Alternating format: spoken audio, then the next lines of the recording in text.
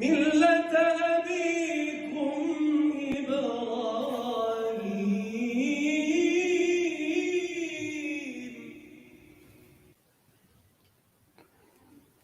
أعوذ بالله من الشيطان الرجيم.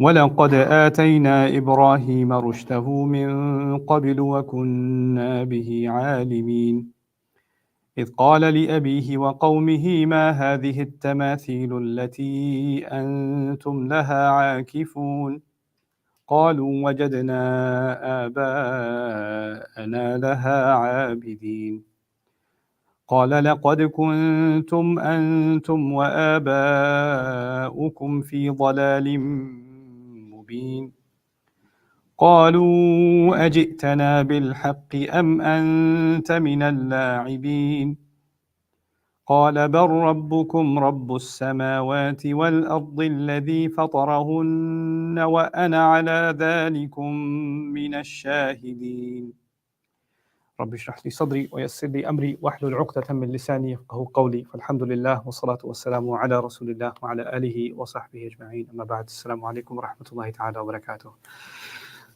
Today I'm going to continue my discussion with you about the passage in Surah Al-Anbiya about Ibrahim alayhi salam. That's from ayah number 51 onwards.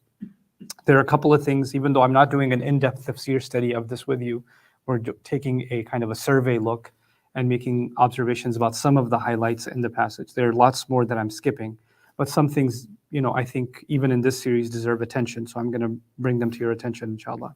Starting with an ayah number 51, something I didn't talk about to you before, Allah said, وَكُنَّا بِهِ عَالِمِينَ. So the rough translation of the whole ayah is, we had already given Ibrahim alayhi salam his guidance, his uprightness, and we were fully aware of him. Or in fact, because bihi is muqaddam, you would say, we were the ones in fact that were fully aware of him, as if no one else was aware of him except we were. And this is an important subtle thing that in the text of the Quran, because the story of Ibrahim alayhi salam is known.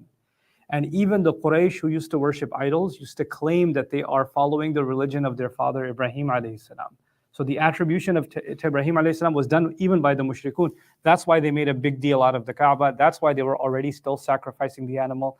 That's why they were even, the ritual of Hajj already existed even before the coming of the Prophet ﷺ.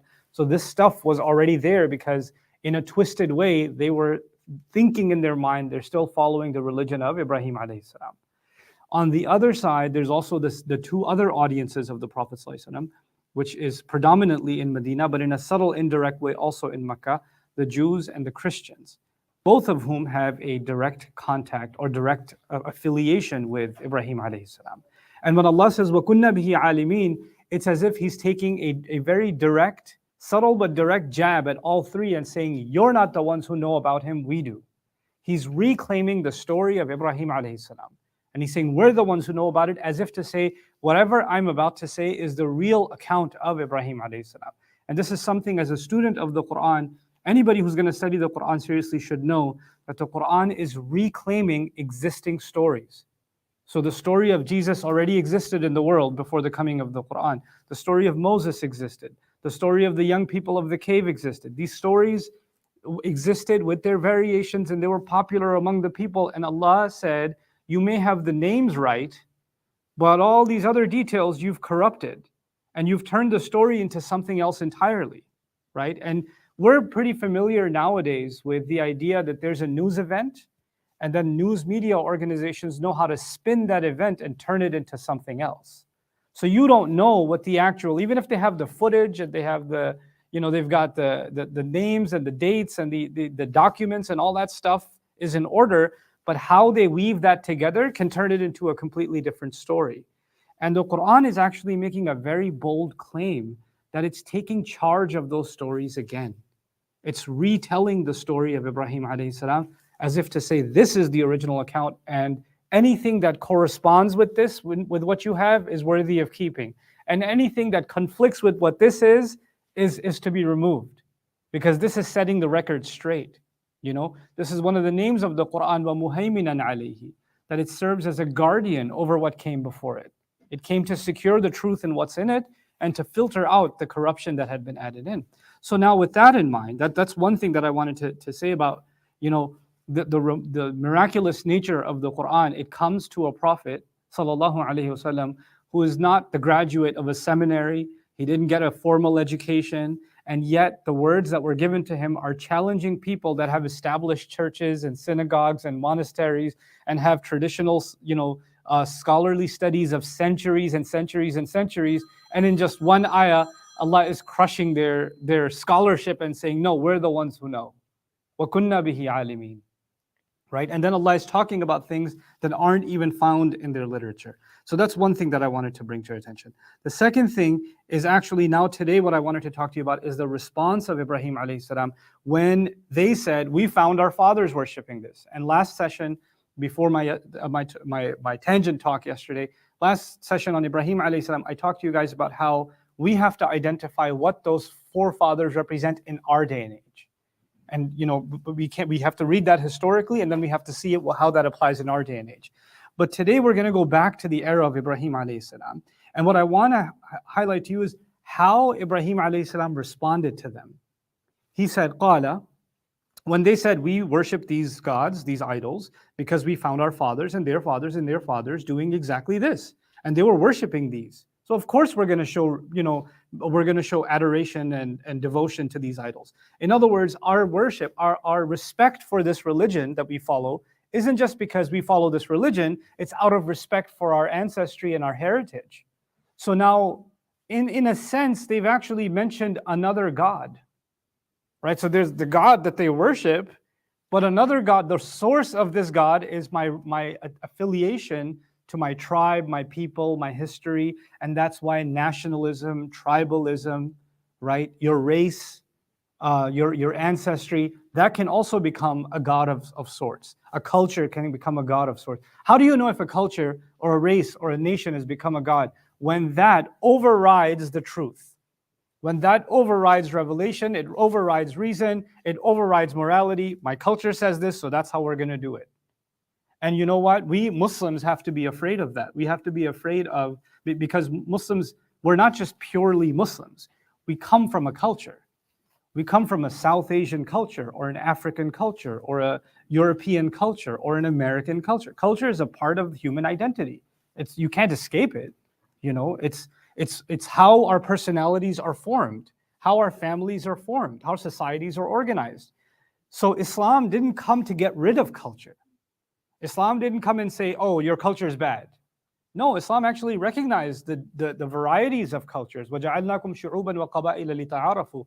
However, there will be points in every culture, there will be elements of every culture that go directly against the teachings of Allah and His Messenger. Or historically, the teachings of Allah. They'll go against Tawheed, for example. They'll go against the unity of Allah. They'll go against principles of justice.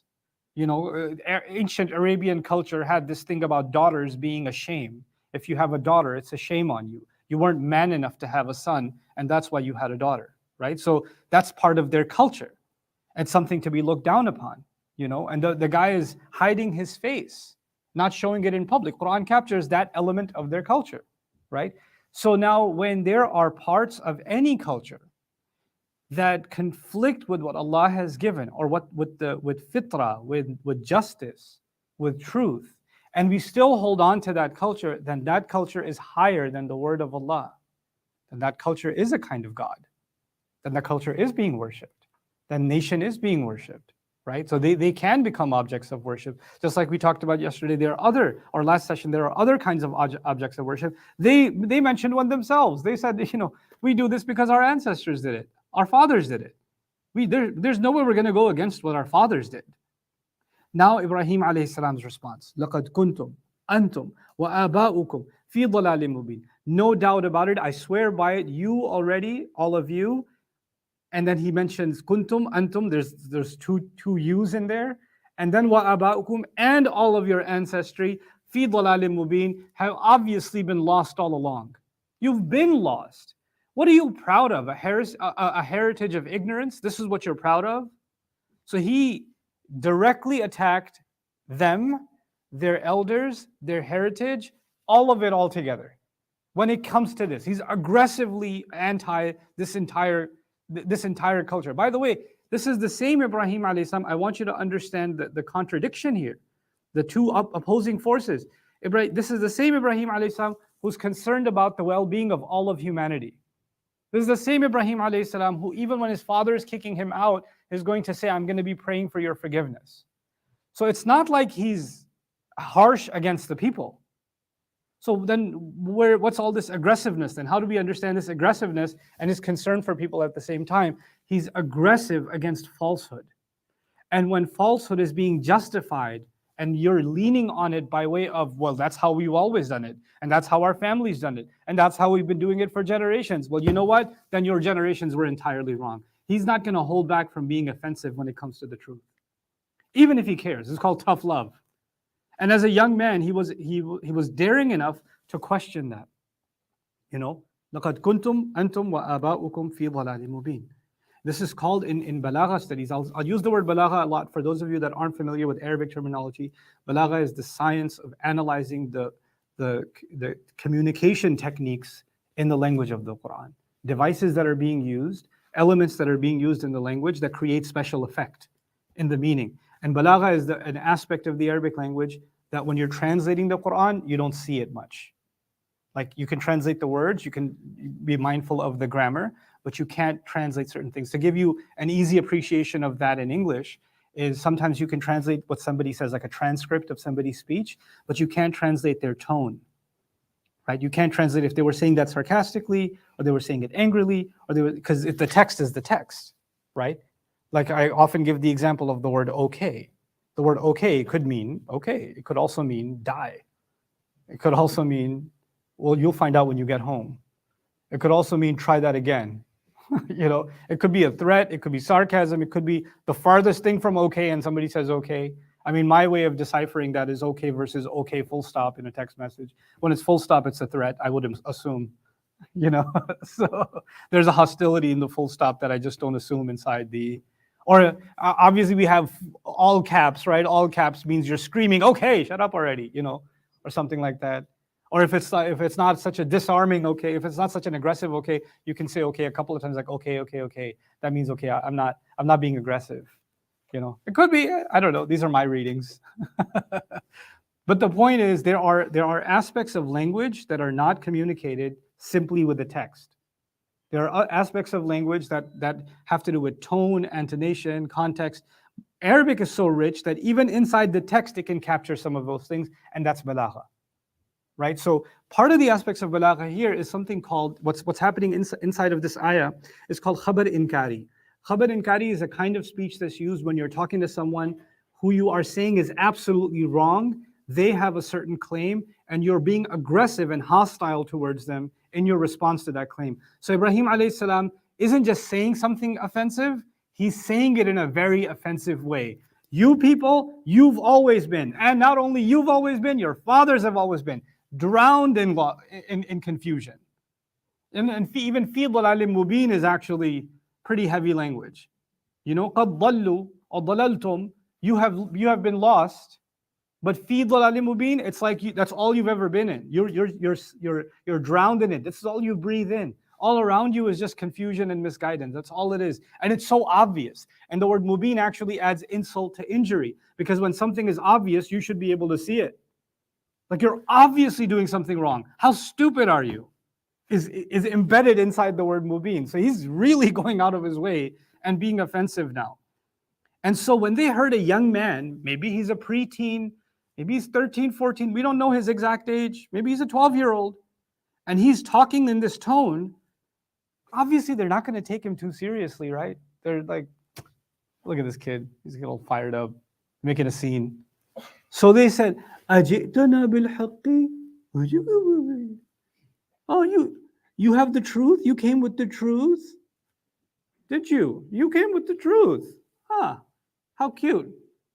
And then they offer another alternative. أَمْ أَنْتَ مِنَ اللَّاعِبِينَ? Or are you from those that are playing around?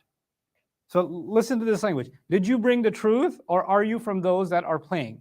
Are you from playing around? But again, balagha plays a role. أَجِئْتَنَا بِالْحَقِّ is fi'il ماضي. It's a jumla fi'liya. جِئْتَ. أَنْتَ مِنَ اللَّاعِبِينَ is a jumla ismiya. It's a nominal sentence. And what that does is it actually puts stress on the second one. So here's what they're doing. Are you joking? Or you're kidding, right? That's what you're doing. You're kidding. They put a stress on you. You must be kidding. Why? Because even if he was serious, from their intimidating tone, he's going to be like, I think they're trying to tell me that I need to change my story and say, yep, sorry, I was kidding. So they're trying to coerce him by the stress on anta min al-la'ibin into accepting that, into getting intimidated. From it, we're learning something. When somebody speaks up for the truth and they're in a position of obvious weakness, Ibrahim AS is a child speaking up against authority and the entire society, actually. He's making a public scene. He's in no position of power. Then power has a way of forcing you without having to exert its muscle. In just the way that it speaks to you, in indirect ways, it can make you surrender. You can feel the pressure from the way it's talking to you, that if I continue down this path, there will be consequences. And that's inside anta min al-la'ibin. They didn't say there will be consequences, but they also said, I think you're better off suggesting that this was just a joke and you were just playing around and you're just a kid, you kids do goofy things and we're all just willing to forget about what just happened. Isn't that what you want? Like they're towering down on Ibrahim alayhi salam with this tone. And so you would think Ibrahim alayhi salam, when this happens, he's going to crumble a little bit. His knees are going to buckle and he's going to kind of back down. Maybe I'll take up this battle for another day. He says, قال, he responded, بل ربكم رب السماوات والأرض. No, the fact of the matter is, instead, if you think I'm kidding, in fact, I'm not kidding. The fact of the matter is that your master is the master of the skies and the earth. الذي فطرهن, the one who fashioned all of them, the one who molded all of them. Why is he mentioning the skies and the earth? Because the idols are on the earth and their deities, the star, the sun, the moon, are in the sky. He's taking all of their theology out in one phrase when he says رب السماوات وربكم رب السماوات والأرض. And then he says الذي فطرهن, the one who molded all of them, crafted all of them. وأنا على ذلكم من الشاهدين, and I am a witness against all of you. I stand by what I say and I hold you accountable for lying. You're trying to intimidate me. He reverses this and says, actually, you're the ones who should be intimidated. This is actually a continuation of something he said in Surah Al-An'am.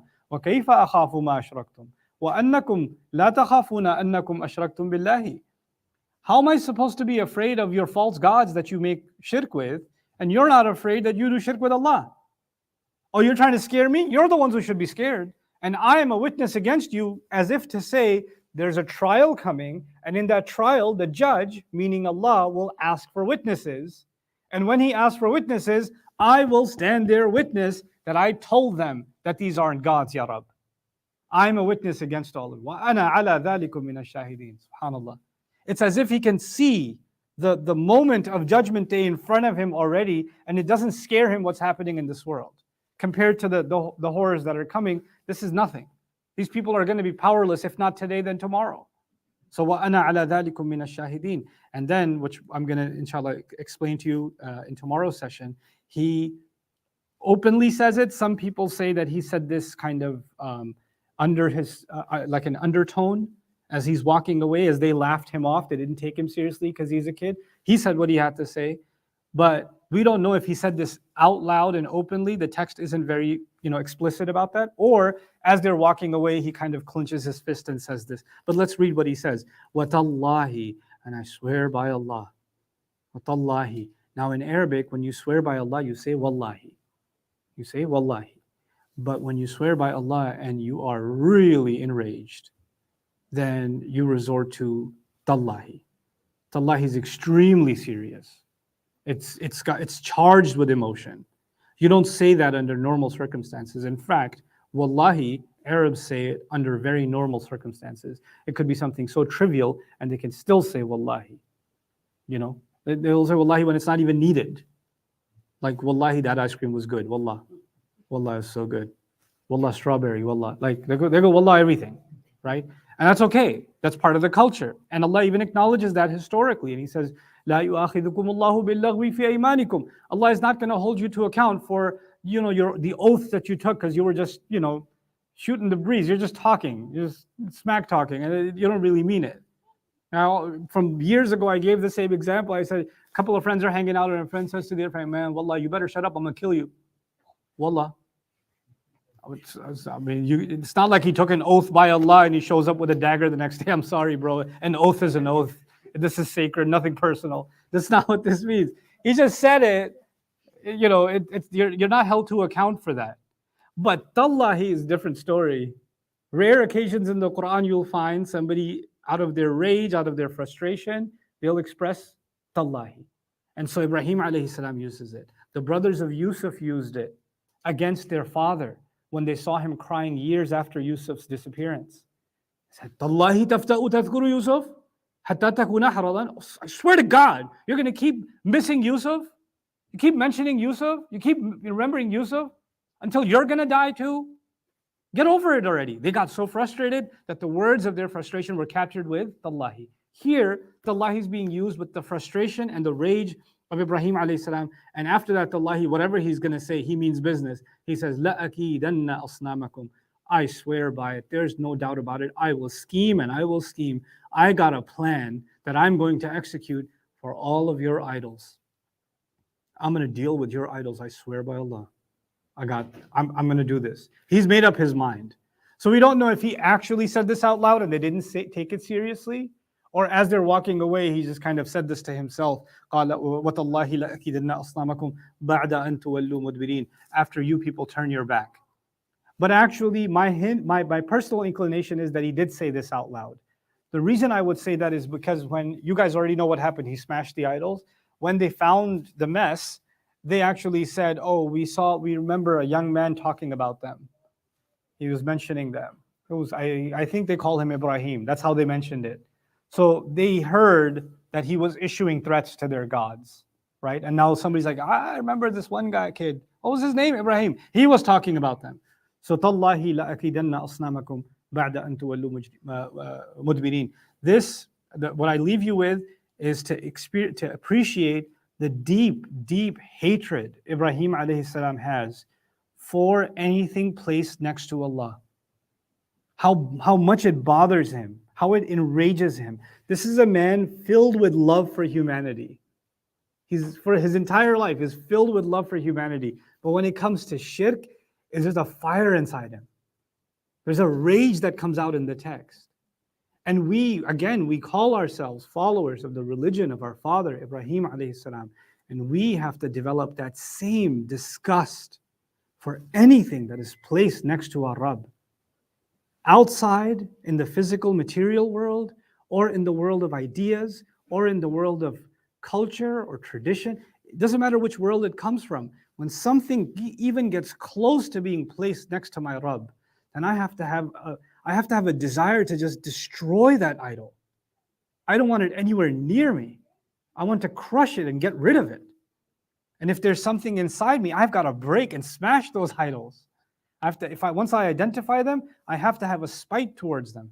This is not a spite towards myself. It is a spite towards a misguidance that might be infecting me on the inside. I have to identify it, really treat it like an enemy, and go after it.